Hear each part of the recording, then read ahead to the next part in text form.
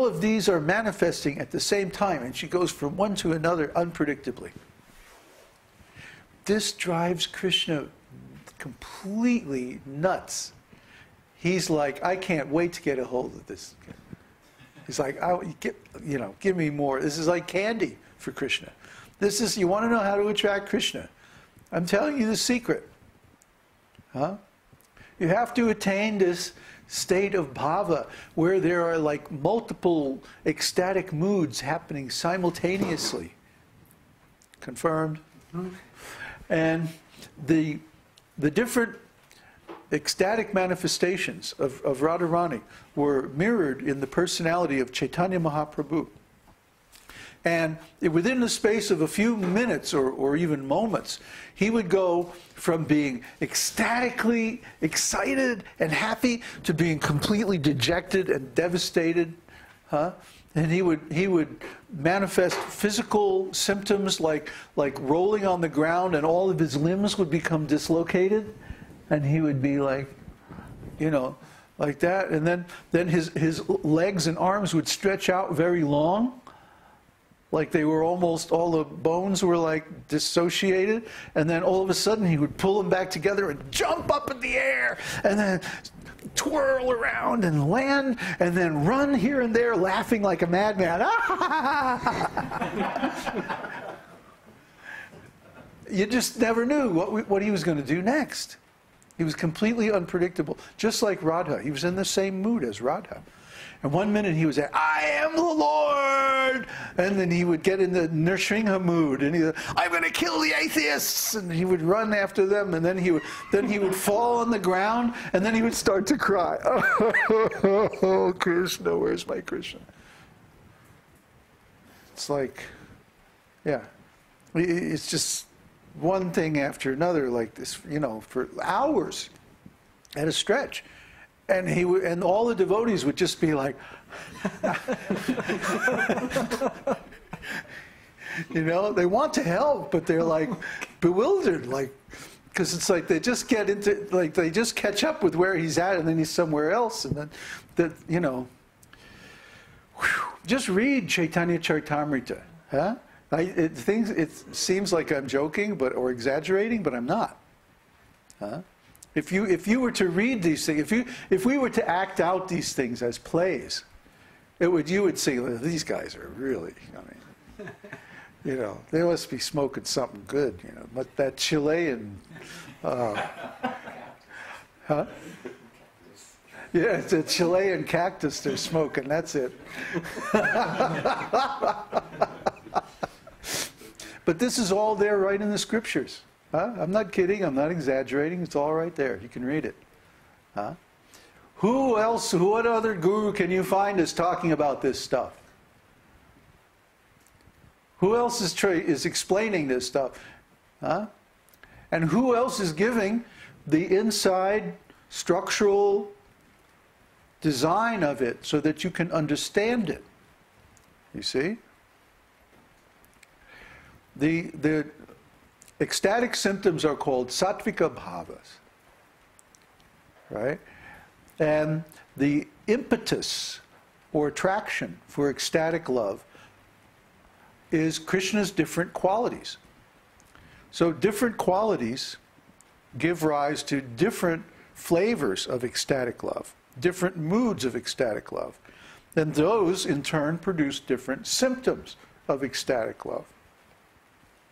So when Krishna manifests several of his exalted transcendental qualities simultaneously, then the devotee is like, well, they go into mahabhava. See, it's like their intelligence becomes overwhelmed by all these manifestations of Krishna's beauty all at once. It's like too much. It's too much for their little jiva soul. Huh? And they just go, they lose control of themselves. And they're going into all these ecstatic manifestations. And Krishna thinks this is great fun. This is Krishna's favorite game. Huh? Try to understand Krishna. Krishna, all he has to do is love. He doesn't have anything else to do. He just loves. That's all he does. The spiritual world is nothing but love. Different flavors of love, different pastimes of love. Eternally. That's all Krishna does. He engages in pastimes of love with his devotees. See? So this is what you should want. This is what you should desire. This is what you should work towards. This is what you should ask for. This is what you should develop by your practice of devotional service, this Mahabhava. Because this will attract Krishna. It's a kind of madness. You have to go beyond the mind. You have to go beyond your ability to control the situation. This is very, very attractive to Krishna. Krishna finds it irresistible. We have to become servants of Radharani. What does it mean to be servant of Radharani? Does it mean you put on some mascara and eyeliner and a sari? And no, duh. That's what the Sahajiyas do. But what the real Rupanugas do is that they put on Radha's moods. They put on Radha's level of intensity of devotional service. You see? And that is what attracts Krishna. We can go so deep into this ocean of devotion. This nectar of devotion, the real name is Bhakti Rasa Amrita Sindhu. Sindhu means ocean. It's an ocean of bhakti. Bhakti means devotional service, spiritual love. And rasa means the particular flavor, the particular enjoyable essence of that love. And amrita means immortal or nectar. So the ocean of the immortal nectar of the flavors of devotional service, this is what we're studying. Nectar of devotion. Prabhupada simplified it a little bit for Western taste. But the real meaning, Bhakti Rasamrita Sindhu, is it's an ocean. It's an ocean with vast waves and winds and storms and currents and big fish and, sharks, whales. Try to understand. So the whales in the ocean of devotion are the great souls who can navigate this wonderful, unlimited ocean of ecstatic waves, waves upon waves of ecstasy.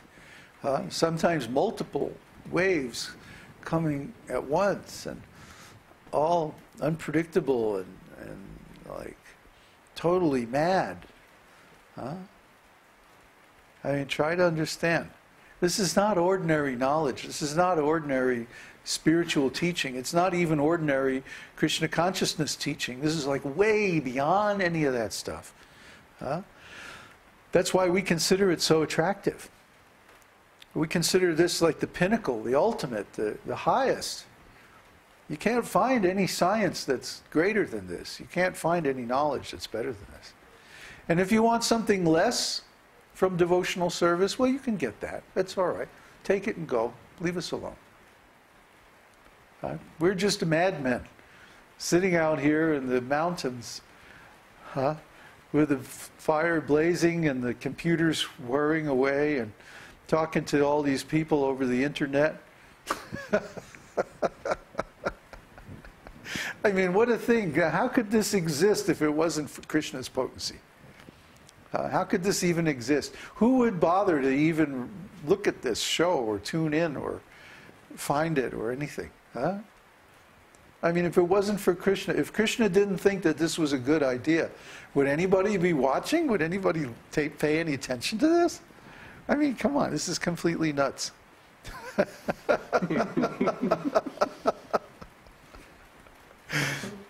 So what we're doing is we're simply exposing a deeper layer of this teaching of bhakti than is commonly understood among the devotees in the West.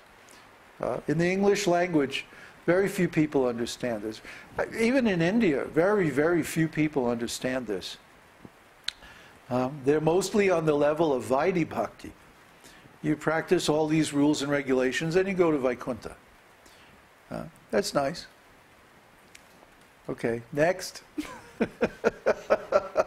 You want to go to Vaikuntha? I'll teach you all those rules and regulations, no problem. But that's not what we're really doing here. What we're really doing is we're going beyond the process of rules-based devotional service.